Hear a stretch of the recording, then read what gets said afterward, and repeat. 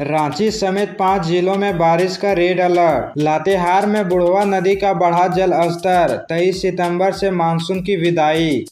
झारखंड में मानसून की विदाई से पहले जमकर बारिश हो रही है। बारिश के बाद कई जिलों में नदियों के जलस्तर में भी वृद्धि हुई है। लातेहार में पिछले 2 दिनों से जारी मूसलाधार बारिश के कारण पहाड़ी नदियों का जलस्तर बढ़ गया है, जिससे कई इलाकों में बाढ़ जैसी स्थिति उत्पन्न हो गई है। लातेहार के महुआ डांड स्थित बुढ़वा नदी के तेज बहाव में बहने से एक 55 साल के एक व्यक्ति की मौत हो गई। दूसरी ओर पलामू में भी रविवार को हुई तेज बारिश के बाद शहरी इलाकों में पानी भर गया। जिले के छतरपुर स्थित देवगन गांव में आहर छोटा झील में डूबने से एक 12 साल के बच्चे की मौत हो गई। वहीं पास में बने डैम में 5 भैंसे भी डूब गए।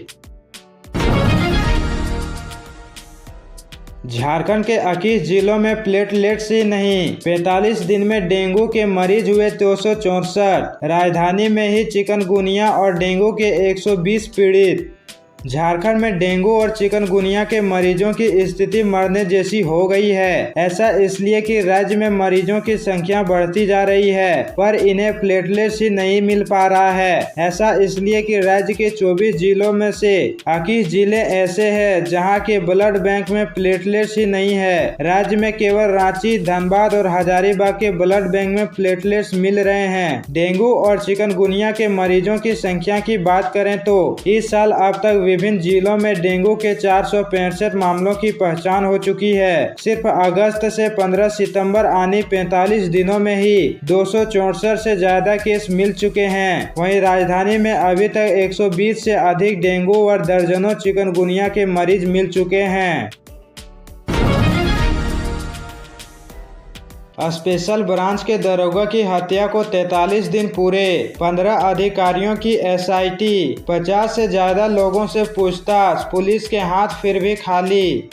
2 अगस्त की रात कांके रिंग रोड के पास संग्रामपुर में देर रात स्पेशल ब्रांच के दरोगा अनुपम कच्छप की हत्या हुई थी। इस हत्याकांड को 43 दिन बीत चुके हैं, पर पुलिस के हाथ अब भी खाली हैं। जैसे जैसे दिन बीत रहे हैं, अनुपम कच्छप को लोग भूलते जा रहे हैं। पुलिस भी इस केस को ठंडे बस्ते में डालने की तैयारी में है। जबकि जिस दिन स्पेशल ब्रांच के दरोगा का शव मिला था, उस दिन स्थानीय थाने के थानेदार से लेकर राज्य के डीजीपी तक एक्टिव नजर आए थे। आनन फानन में एसआईटी बनाई गई। रांची जिला के पुलिस के छोटे से बड़े अधिकारियों के साथ डीजीपी ने बैठक भी की थी। इसके बाद भी नतीजा सिफर है।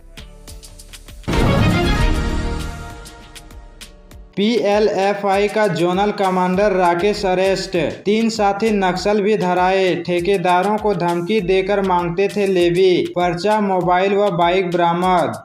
लातेहार पुलिस को बड़ी सफलता हाथ लगी है। बालूमाथ एसडीपीओ आशुतोष कुमार सत्यम ने टीम गठित कर पुलिस निरीक्षक परमानंद बिरुआ के नेतृत्व में मंगरदाहा नदी के पास छापेमारी की, जहां से पीएलएफआई के सब जोनल कमांडर राकेश समेत 3 उग्रवादी गिरफ्तार किए गए। गिरफ्तार उग्रवादियों के पास से हाथ से लिखा पर्चा, 3 मोबाइल फोन और अपाची बाइक बिना रजिस्ट्रेशन का बरामद किया गया है। एसडीपीओ आशुतोष कुमार सत्यम ने बताया कि सभी उग्रवादी सरकारी योजना में कार्य करने वाले ठेकेदारों को धमकी देकर लेवी मांगते थे।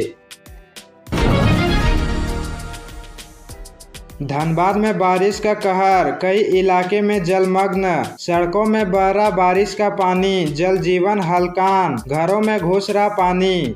झारखंड समेत कोयलांचल के कई जिलों में लगातार हो रही मूसलाधार बारिश ने जनजीवन अस्त व्यस्त कर दिया। कई मकान, मार्केट और सड़कों पर पानी का सैलाब देखा जा रहा है। कुछ सड़कों पर विशालकाय पेड़ भी गिर गए हैं। धनबाद शहर के सराय ढेला इलाके में भूई फोड़ के समीप कई कॉमर्शियल कॉम्प्लेक्स में 2-3 फीट पानी घुस गया है, जिससे लाखों रुपये के कीमती सामान, फर्नीचर को नुकसान पहुँचा है। जिले में हुए मूसलाधार बारिश से जान, माल और संपत्ति के सही नुकसान का आंकड़ा अब तक नहीं आ सका है। वहीं शहर के Bekar Bandh, polytechnic road, Babudi, Gandhi road, Matkuria, Wasseypur क्षेत्र से भी घरों में पानी घुसने की खबरें आ रही है। धनबाद में लगातार बारिश से जनजीवन प्रभावित। भगत डी ने नागेश्वर मंदिर परिसर में बना गोफ। तेजी से हो रहा गैस रिसाव, अफरा तफरी। धनबाद जिले में लगातार हो रही बारिश ने जनजीवन को बेहाल कर दिया है। लोगों का घरों से निकलना मुश्किल हो गया है। इसी बीच गर्मी से राहत जरूर मिली है, वहीं दूसरी ओर कोलियरी क्षेत्र में रहने वाले लोगों की धड़कन को भी बारिश ने और बढ़ा दी है। इसकी वजह है भूधसान और अग्नि प्रभावित क्षेत्र का होना। इसकी बानगी देखने को मिली झरिया विधानसभा क्षेत्र अंतर्गत भगत डी में, जहाँ नागेश्वर मंदिर प्रांगण में कल करीब 100 फीट का गोफ बन गया। यहाँ गणेश प्रतिमा विसर्जन के लिए लाए गए साउंड बॉक्स उस गोफ में समा गए। गोफ बनने के बाद ही तेजी से गैस का रिसाव शुरू हो गया। घटना के बाद इलाके में अफरा तफरी का माहौल है। बोकारो जिला में लगातार हो रही बारिश, 40 किलोमीटर प्रति घंटा रह सकता है हवा की रफ्तार। मौसम विभाग ने जारी किया अलर्ट। सोमवार 16 सितंबर को बोकारो जिला के सभी स्थानों पर हल्की से मध्यम दर्जे की वर्षा हो रही है। मौसम विभाग ने येलो अलर्ट जारी किया है। हवा 30 से 40 किलोमीटर प्रति घंटा की रफ्तार से बह सकती है। न्यूनतम तापमान 24 डिग्री एवं अधिकतम तापमान 26 डिग्री सेल्सियस रहने की संभावना है। वहीं 17 सितंबर मंगलवार विश्वकर्मा पूजा के दिन कुछ स्थानों पर हल्के दर्जे की वर्षा हो सकती है। बुधवार 18 सितंबर को भी कुछ स्थानों पर हल्की वर्षा हो सकती है। पश्चिमी सिंहभूम में भारी बारिश ने बढ़ाई परेशानी। पिछले 24 घंटे से हो रही बारिश, नदियों का जलस्तर बढ़ा, प्रशासन ने जारी किया अलर्ट।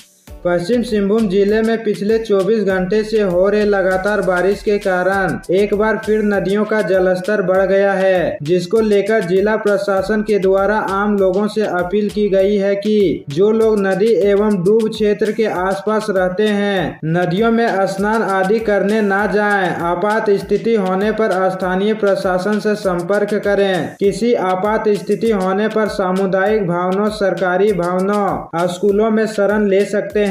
आपदा की स्थिति आने पर नगर प्रशासन के अलावा जिला प्रशासन आसपास के थानों में भी सूचना दे सकते हैं। मौसम विभाग के द्वारा जारी येलो अलर्ट के बाद पश्चिम बंगाल की खाड़ी में बन रहे दबाव के कारण पश्चिम सिंहभूम सहित कई स्थानों पर पिछले 24 घंटे से लगातार बारिश हो रही है, जिसके कारण नदी नालों में जलस्तर काफी बढ़ गया है। संभावना जताई जा रही थी आने वाले 24 घंटे में नदियों का जलस्तर और बढ़ेगा।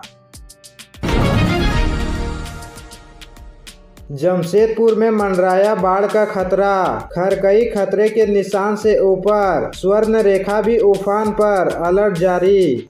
बंगाल की खाड़ी में बने निम्न दबाव का असर झारखंड के विभिन्न जिलों में देखने को मिल रहा है। राज्य के कई हिस्सों में पिछले 24 घंटे से रुक रुक कर बारिश हो रही है, जिससे जनजीवन प्रभावित हुआ है। सोमवार सुबह से तेज बारिश का सिलसिला जारी है। मौसम विभाग ने गुमला, खूंटी, सिमडेगा, सरायकेला, खरसावां, पूर्वी सिंहभूम और पश्चिमी सिंहभूम जिलों में रेड अलर्ट जारी किया है। वहीं रांची, लोहरदगा, लातेहार, पलामू और गढ़वा में ऑरेंज अलर्ट, जबकि चतरा, कोडरमा, गिरिडीह, हजारीबाग, रामगढ़, बोकारो और धनबाद में येलो अलर्ट जारी किया गया है।